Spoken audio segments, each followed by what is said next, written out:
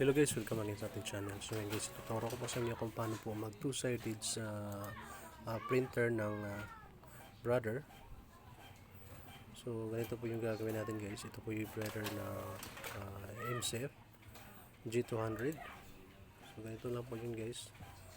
So punta muna tayo sa ito po yung module na i-print natin, no? Sa print using system baba. And then hanapin natin yung specific na printer na, so ito yung brother MFC G200 printer. Then punta tayo sa print profile para select natin yung two-sided print. So yan po ang i-select natin, then okay. Then natapos dyan guys ay so select nyo lang po kung ilang copies ang kailangan nyo pong i-print, then apply din print.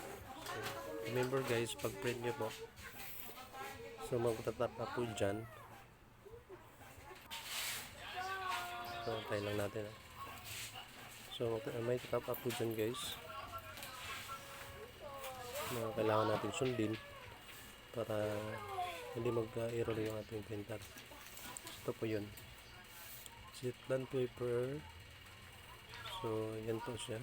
So okay na lang po yan. Okay. So may panibagong top up na lalabas. So wag nyo muna itong i-okay. So after nyo na pong ma-print yung first side sa copy, per copies na ating na-print, bago pa natin i-print yung bago pa natin i-okay itong pangalawa. So ito ay guys, tapos na po yung first side ng ating i-print. So ngayon naman is ito po yung setup nya kung paano po ang tamang paglagay ng ating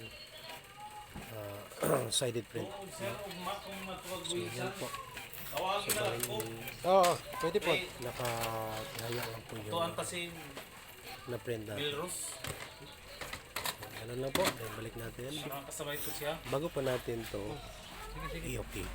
So remember guys, wag agad-agad mag-okay para hindi po mag-trouble yung na-print nyo. Pangalawa na po yun. So okay nyo lang yun pag matapos na po na-print yung first na side. Remember, para hindi po mag-error yung mag-trouble yung pag-print nyo, hindi magkamali. So kita nyo po, yan po. So okay na po yung print natin. First, front page nya, saka yung sa first page. So parang okay po yun pag back to back natin o two side.